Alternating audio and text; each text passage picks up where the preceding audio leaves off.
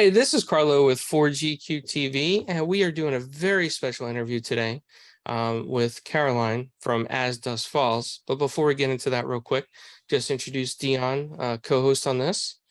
And Caroline, I just have to say, I have played As Dusk Falls. It's amazing. There is Thank you.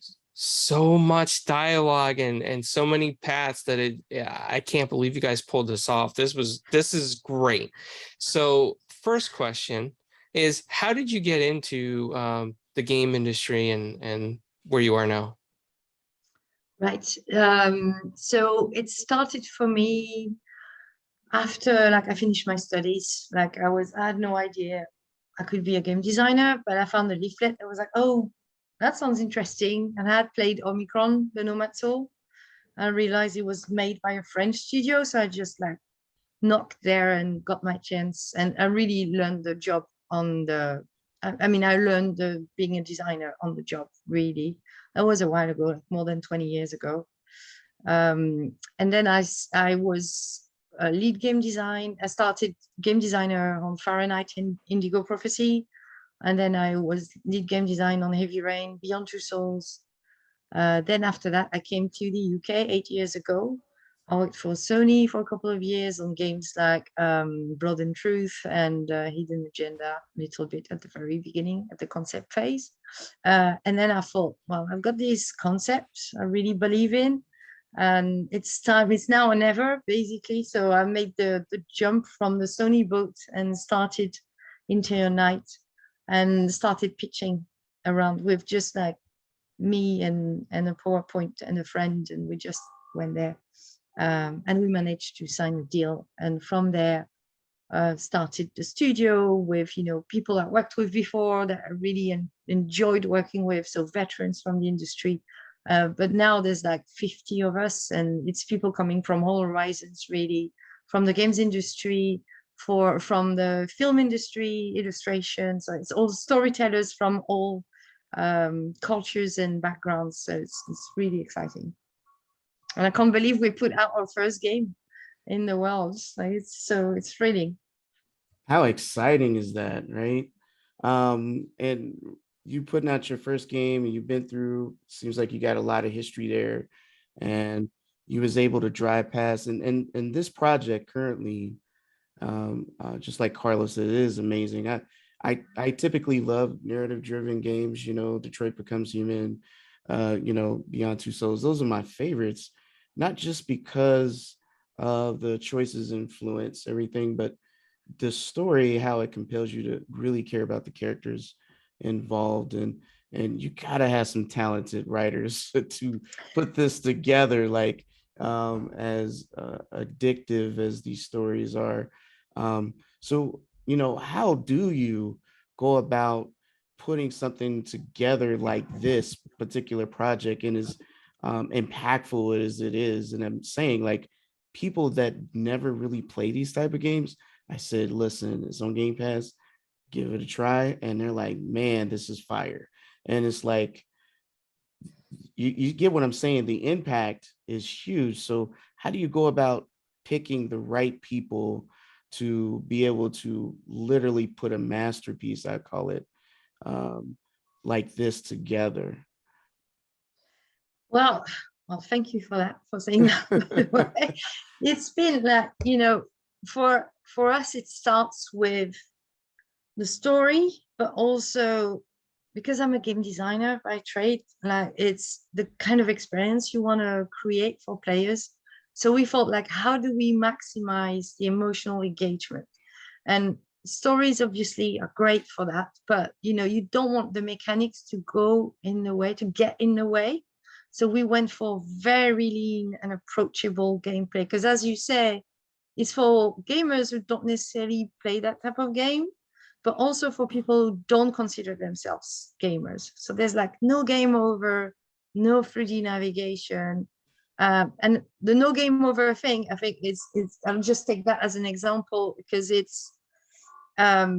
makes the story flow, and you never interrupt the connection with the character, with what's going on. But it adds difficulty in the writing.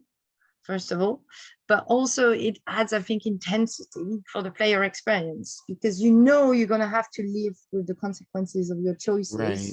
We're not going to tell you, try again. But I think it makes it even more approachable for people who are non-gamers, because they're not used to being told, oh, hold on, that wasn't right, start again. It just flows all the time. And the way, it's hard to, I'm very proud of the team we have. We've got very talented writers like Brad Kane and Phil Jackson. Brad used to work at Telltale. He worked at Pixar as well. Like, they're really Whoa. talented. They've got, but more than that, they've got a deep understanding of narrative design, which is writing stories with branches so that you give players narrative space so that they can really tailor their journey and take the characters on the journey and give them the arc they feel is right for them. And that's like, it doesn't necessarily show when you play, because you experience the story linearly. But if it gets satisfying, that's because we enable you to really craft the story as you like. And I think that's like super powerful. It's something no other medium can offer. Like video games bring that power to the experience, makes it more immersive, more personal. And it's just a leaning experience instead of lean back when you watch a show. Your mind is engaged, but you're still leaning back. With As Dusk Falls, you've got to lean in, because anything can happen. Right. And it can happen. You can, I mean, you could adjust the times, but Yeah. it is a thing. And I was going to say, like, you mentioned narrative design, even graphically. I know a lot of people on the surface, they see it as like a painting, but honestly, the character designs are like real people, not a cookie cut, this person here. No, it seemed as if you took a family or a bunch of people and it's like, I'm gonna design it off of these people, because it's like you can really reflect and see yourself in these individual people in all these scenarios, every single one of them. And it's like, what would you do if you were in that situation? Like, and because it makes you believe that it's not even a game anymore. It's like, what would you do personally? And I think that is very hard to invoke that kind of emotion. And you guys did it so excellently within this game. And, to me, it was, I didn't realize how impactful it is for me. And again, it hits home on a lot of the content and scenarios I won't go into, because I don't want nobody to judge me, but it's very personal for sure. And I'll turn it over to Clowns. I just wanted to mention that it's so good. It's hard to describe.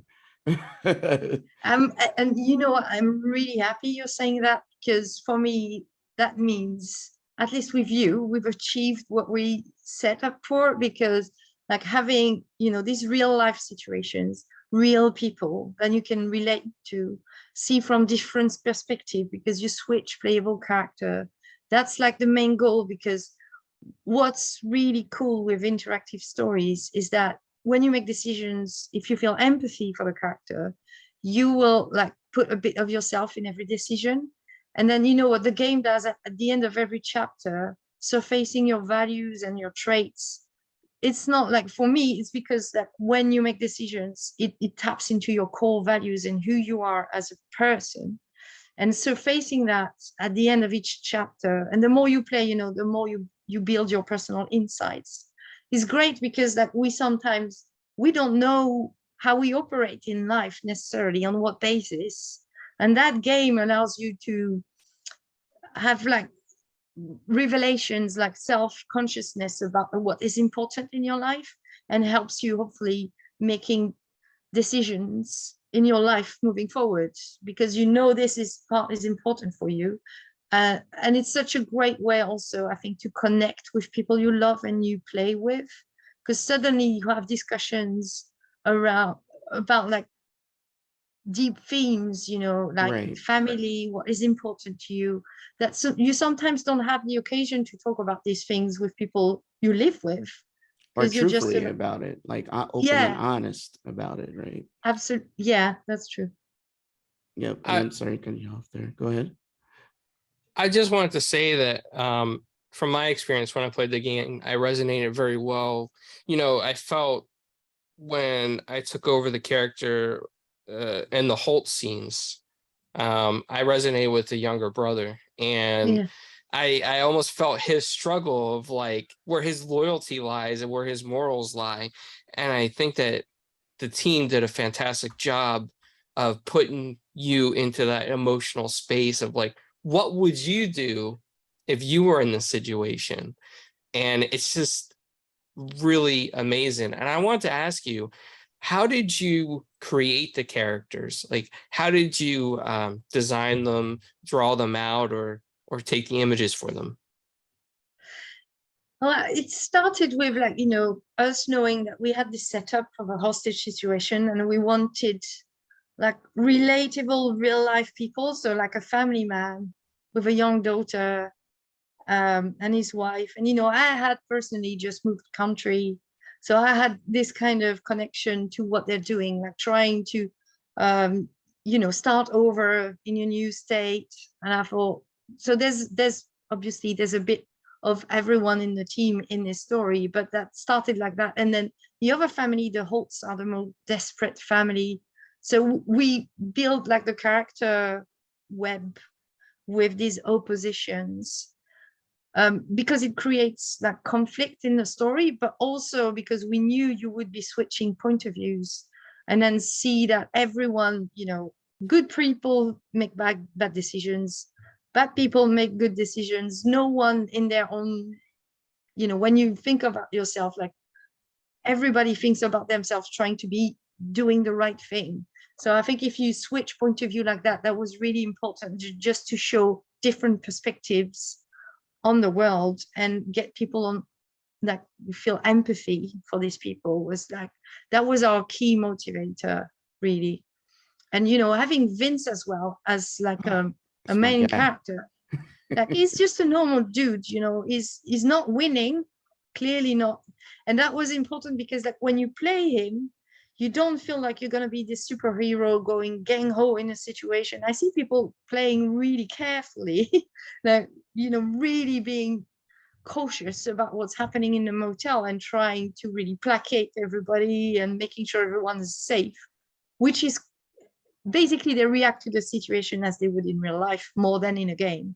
And I find it really interesting. For me, that's a win when I see that. I love that, because it's just deep, and it's elevating the medium, the video game medium as well, because it can provoke this kind of reactions and engagements. Yeah, I agree. Vince is my guy, right? I see a lot of myself in him. You just want to protect your family. You want to do whatever it takes to make sure they get out, especially the little girl, man. That's my Yeah. heart. And he has struggles in his marriage and everything, but he still loved his family at the end of the day. And that's kind of the thing. Like we all have, nobody's life is perfect. We all have these wrinkles, right? Yeah. And that's kind of what I'm saying is that's how it hit home. Is like you all were able to capture us, not just everything, but just enough to punch through that wall and say, hey, this is what really happens in families, and situations can happen so quickly, and you're not ever prepared for these things. Like these events are insane. And even though it was enjoyable, entertaining, and everything, it does raise your, um, I'm not sure how to articulate it, but it feels like you're getting keyed up because you're kind of on edge. Like I don't want Vince to die. I don't want, you know what I mean? You're like, what can I do to ensure that my family's safe, but also keep me safe? In other words, I'm embodying this character, and you guys did such a great job, man. I have no words, but just tell people, just you need to install this game. It's one of those adventures, seriously. And I think thank you all for, blessing us and giving us the opportunity to enjoy your mindset and your projects. Because it's one of those gems. I think I'm not going to say it out loud, but I think it's contender for one of those Game of the Year awards. Yeah. Fingers crossed here too. I think it definitely Where's deserves wood? it. It I want definitely, wood. Yeah. yeah, it definitely deserves it. One thing I wanted to ask you was getting into the voice acting. The voice acting is so integral to this game. It's such a big part of this because there are emotions behind these voices, which really draw you in further than just the artwork and the style and design of the story. How did you cast the voice actors, or how did you look for particular character traits in their voices? Yeah, I think it's a really good point. I think because with the art style we have, where we've got like stripped back animation, it gives a lot more space for voices and audio design and music, because it kind of fills the gap and gives like depth to the world as well. So we were like very, very we put a lot of care in the voice acting. So some of the all the actors we cast were based in London, because we're based in London and there's a great pool of actors in London. So the visual performance is all done by actors based around where we are in London. And some of them are Americans, so they were able to do the voice. For example, Jane Perry, she's playing Sharon, and she's also voicing Sharon. And then for the ones who couldn't pull off, they're all great actors, by the way, but the ones who couldn't do an American accent, a convincing one, we had some of the voice actors based in London, from Americans based in London or in LA. And I remember, like, specifically, for example, Vince, voice actor, Elias Tufexis, is such, is usually in this more like manly kind of roles, because like he voiced Deus Ex in etc. But he did like such a wonderful drama table read that was like, that's the guy, that's clearly the guy, because he's got such like nuanced and grounded performance. We didn't go for the, sometimes you see in video games it's a bit bigger than life or melodramatic. Like, we really steered it towards like TV drama. So we were like playing the lines, usually in games you read line by line, sometimes it's for several reasons, but we went through like playing scenes entirely, so the actors can really invest the emotional stakes of the moment. I think it shows in the game, like you can feel it, like it's really lived in performance. I would say that it's very well done. And it's almost like, and this is another question on top of that, is that when they did the voice acting on the lines, were they in the same studio together? Did you have to get them together to respond to each other? We couldn't, because it was COVID. Yeah. So that was painful. But I was like in every single sessions.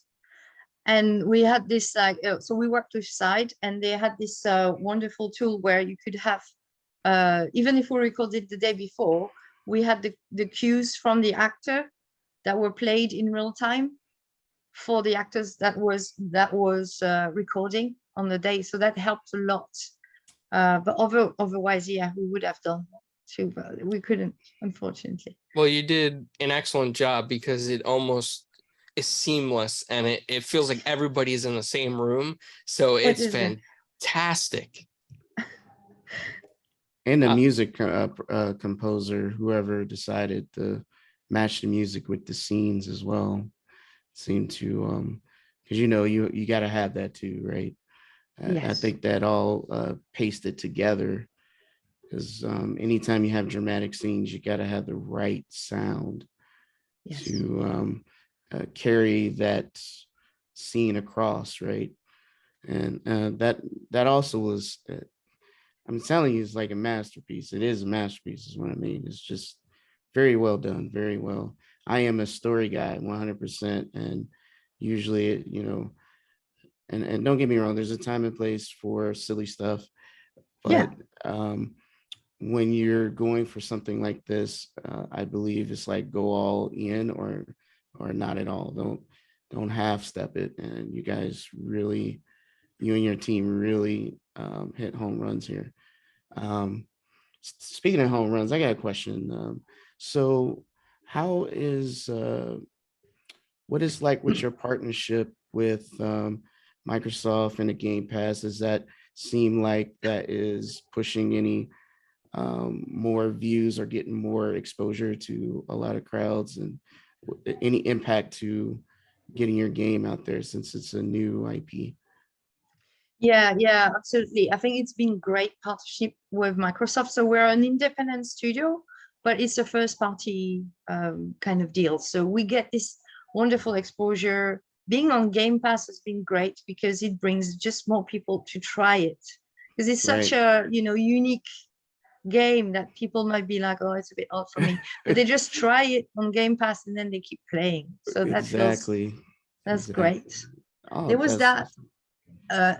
And the other thing I think that brings a lot of eyes on As Dusk Falls is the Twitch integration we've made. oh, you got to expand on that. Wait a minute. That's Yeah. something I didn't know. Go ahead. Oh, you didn't? Okay, so you can play the game in broadcast mode. You just like enter your Twitch channel and then you're live and your audience can vote in the chat for decisions. That is amazing.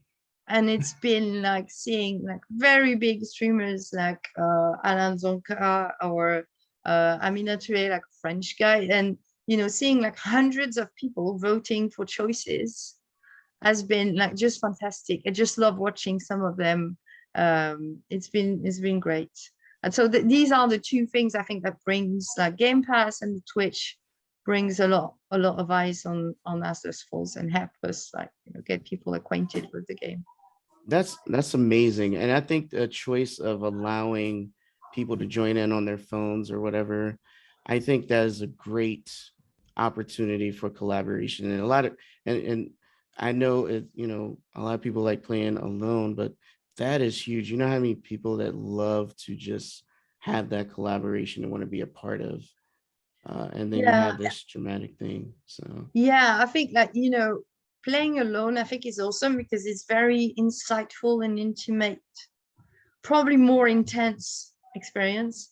But then, like it initially, like this game, like I made for to have people play with people they love, because it's such a wonderful experience to share this kind of stories and storyline with people you live with, or your friends. Like I played with my partner. It was great. I was like, oh, you're such a nice person. Just looking at it, I kind of knew it, but it's still like it's amazing to see him make decisions. I'm like, oh, are you really that nice?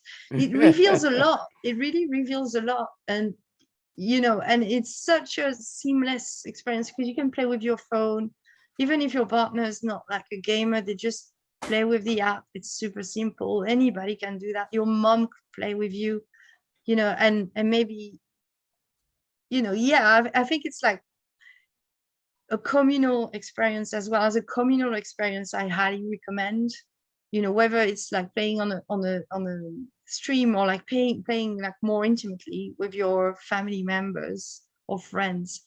It gets you like another level of experience because the story is so branching. You probably will experience different outcomes and stuff. But even if you don't, like just experiencing playing with people makes it an entirely different dynamic and atmosphere.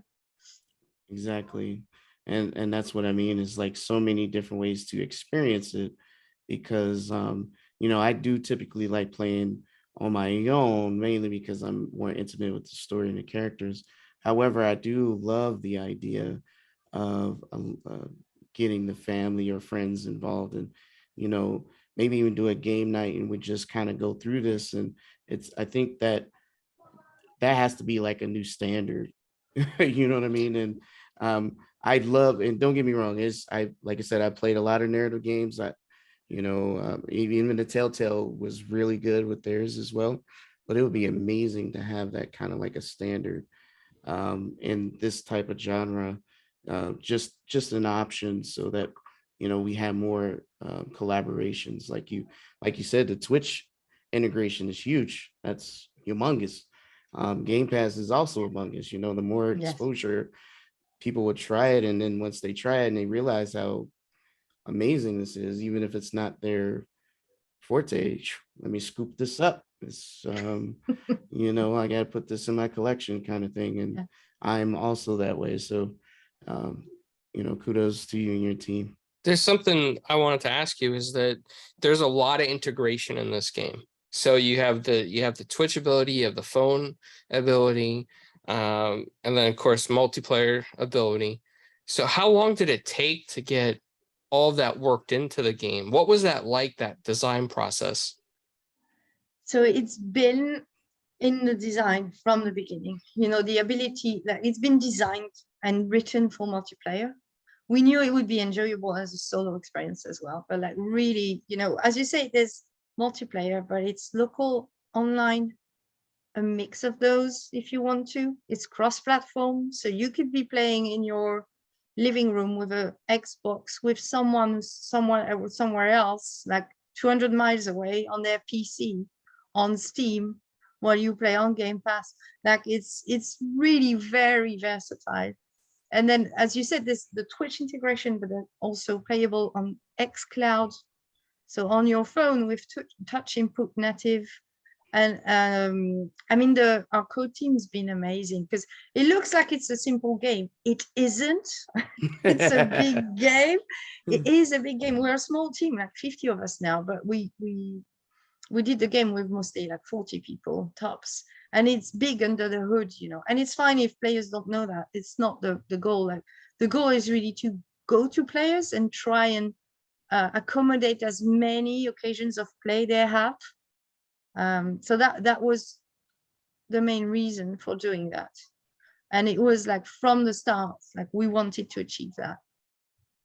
How long did the whole development yes. cycle take?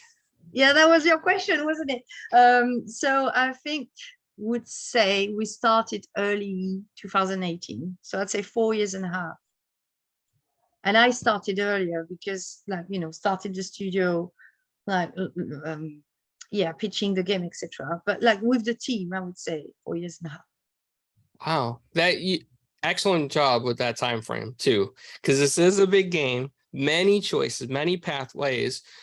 The voice acting, the musical score, 4 years. I'm amazed. I'm blown away that you guys were able to do this. That is a lot of dedication and a lot of talent to pull this off. Now, when it comes to the musical score, how did you select the tracks based on emotions or character voices? What was that process like? So we worked with a wonderful team called Sisters Music, and they're just 2 women. Now there are a bit many more women now, but like we worked with Hannah and Esther, and you know, they were like just offering like ideas of who could compose. And when they suggested Matthew Barnes, aka For Assault, so we've got like 2 hours of bespoke music score for us that's been done specifically for this game. And I just love, you know, the mix of like guitars, and he's quite contemporary as well. Like he's using like loads of interesting layers, but it's kind of stripped down. It's more like almost like film score more than game score. And because the game is like this gigantic branching cutscene, he was able, like, you know, to craft the music to emotional moments or important moments in the game. And we've got like great control of what's happening depending on which branch you're actually traveling to and from. Like, so the music is really tailored to the story. And I'm not like a music person. I just spoke with him about story and emotions. Basically, I was saying, now this is what happens in the story, and we want players to feel that. And you know, it's a language musicians understand really well, because that's what they. So it wasn't really a technical discussion at all. It was an emotional discussion. Artists have a way of expressing themselves and telling a story, even if you don't hear it or see it. So it's amazing you got the right choices and the um, right people on the team to hit those notes, because it all comes together, right? So that is great that you went through that. Um, I think what you feel really is the passion of the team, like at every level. Like, yes, you know, the way the cinematics put together is absolutely super skillful. The art, like every frame has been hand painted by an artist and then put in the game, lit, color graded. Like it's crazy amount of work and care, like for every shot that's been put in. And it shows, like you can feel it when you play it, because like people are talented and passionate. um absolutely, so absolutely. yeah. That's amazing, and and the magic that you put in, that you and your team put into this project is definitely shows. Um, what I mean, the success of this project, and like I said, hopefully for nominated for one of those game of the year things. Um, what are you and your team already thinking about the next project, the next milestone in in you and your team's journey here? Um, is you already got your storyboard? Or is your little thoughts moving? Like, I already know what I want to do for this next one. Yeah, I mean, we're at the moment we're still like recovering from the launch, and like um focused on what just like the past 2 weeks, because it's great to listen what people think as well. That informs what we're going to be doing next, obviously. um I've got my cogs already spinning, of course. But I guess like what I can say is that we're a narrative studio. We're gonna be doing narrative games, keep doing that. And especially like for We need me, them. what's very cool is pushing mature narrative, and the multiplayer and approachability of the experience is like really, really close to my heart and important to keep like pushing the boundaries of the medium and the genre as well, and Yes. hopefully get more and more people into games, really. Yo, and there is a audience. Okay, so you know how many people were sad when Telltale was gone. So True. it's there is an audience, and there'll be a bigger audience, especially with the way you went about it this time, and you got more exposure with the Game Pass and the Twitch. So those are very uniquely and very intelligent strategic moves that I think if you continue with that, that is definitely going to provide more people opportunity to get a chance to experience what you're putting out there, for sure. I think so, for sure. Um, and it's a good thing, because some things go up under the rug. There's a lot of gems that you know don't get seen, and Yeah. it's not on purpose or anything. It's just it's more like exposure. If it's not in Yeah. front of them, they don't see it, and Yeah. that's the case. So um, like I Yeah. said, great job, for sure. Yeah, there's a couple of things I definitely want to say is first and foremost is that it was the one thing about this is that I know a lot of people compare it to like a livable comic book or a move in motion kind of thing. But to me, it really spoke out like almost like a real life visual novel, like a visual graphic novel. And Yeah. it's almost like your choices turn the pages, and it's like choose your own adventure, but a serious visual graphic novel, which is fantastic, by the way, because nobody's done anything similar to this. I mean, we had other narrative games, but this is unique. It's like its own space and it could create its own genre, a style of game. So fantastic job. Also, I went to FanFest, and when As Dusk Falls was presented at Xbox FanFest, the crowd was in awe. It went wild. Like everybody was loving this. So Oh, this was a highly look forward to title.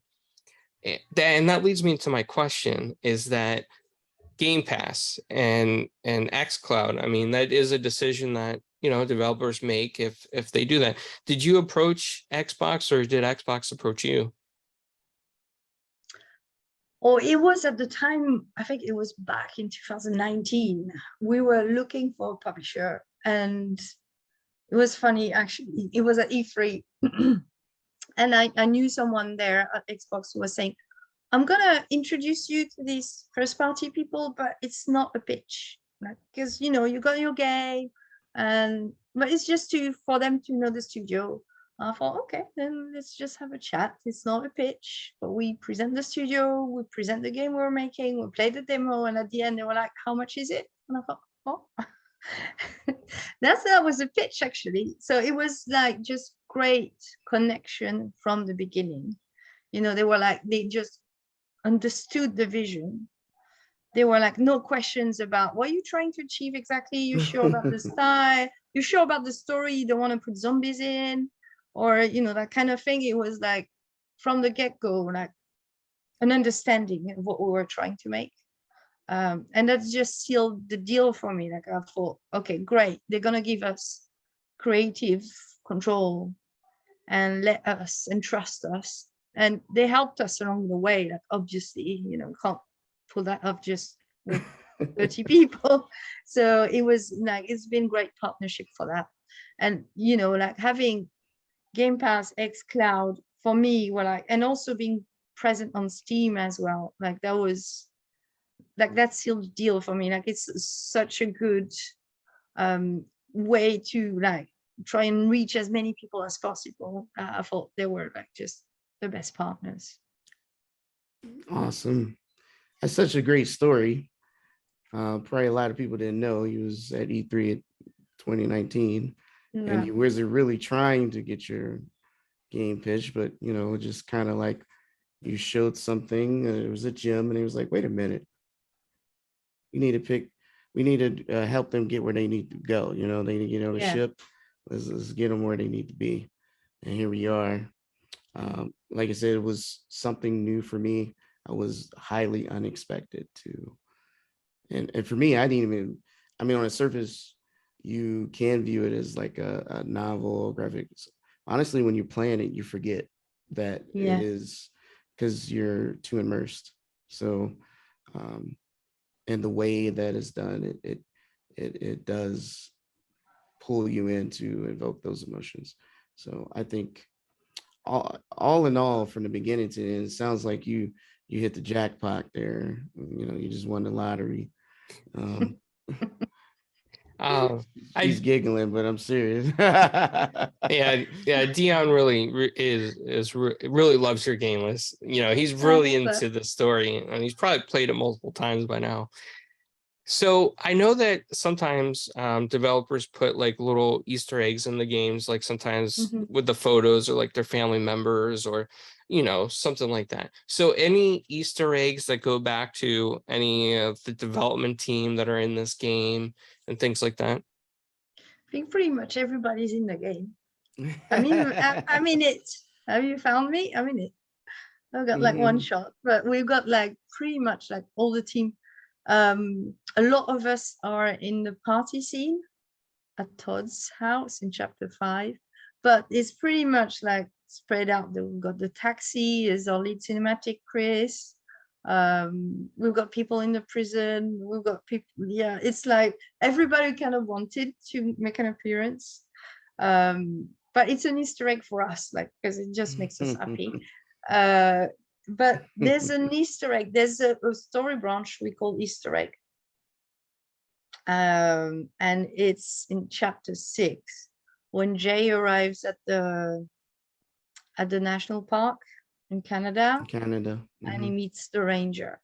So it's only in one of the sub branches, and there's an option here. If you select it, Jay walks away and he doesn't have to do a horrible thing to go to Canada.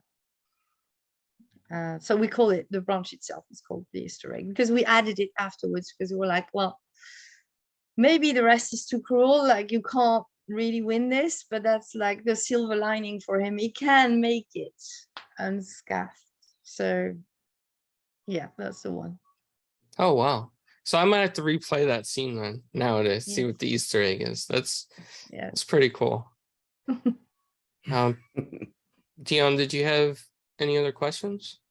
No, I think she answered everything. I had a very good time talking about your project. Definitely always sharing, getting people interested, and like you said, people that don't even game. And that's the biggest part. I think the idea of Twitch, Game Pass, and xCloud, because a lot of people don't own consoles that don't game, And but Steam too, right there. but Yes. they do have access to their phones. They do have Yes. access to the apps, and that will get them interested. And since it's on Game Pass, they can just subscribe it without a console anyway. So Yes. that is a barrier that is, and I generally think that um, the genre games, especially the ones that this project and future projects are perfect for, since you have that mindset that from the beginning, this was always part of the plan.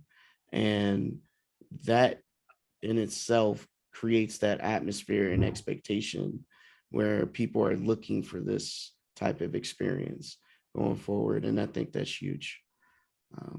So, like I said, kudos to you and your team. You guys knocked it out the park. I can't wait to see what happens next in the next iterations of your cogwheels running around. And it's one of those games you don't want to end. You just wish it didn't end, but it's like, heck, I don't know if how I'm describing it, but there's only a few games I played where I just don't want the story. I just want to keep going. And, it's because you enjoy it that much. You really love how they put everything together. And this is definitely one of them. And that's why I'm saying, every year I got my selection, and this is definitely one of my selections of the best of 2022, 100%. Yeah. Oh, thank you. Amazing job. And this is just maybe wishful thinking or fan thinking here, but I hope one day we get to see like a TV series. I hope one day we get to see, maybe even if the future presents itself and we could, on screen, we could choose the story as the actors are playing it out. That'd be so cool. That's just a fan wish right there. I did see something like that on Netflix, so I know it's possible. So yeah, they do interactive stuff. Yeah. So you never know. You can get your team, be like, okay, let's just take this one, and yeah, we're gonna make it live action this time. Hey, I want to, go ahead. I just want to say one thing. When you said, I don't want this to be over, which is cool. I get that with like great books as well. I'm like, oh, when I talk with people like, oh, you haven't read this one, or you're so lucky, because I'm finished. I've read it and I loved it. But I would say then replay it with your partner or your friends. Yeah, because there's absolutely. joy in seeing them React, getting immersed in the story, and going with them into that adventure. It's like rafting for me. You do something really unique that you don't tend to do every day. Right. Exactly.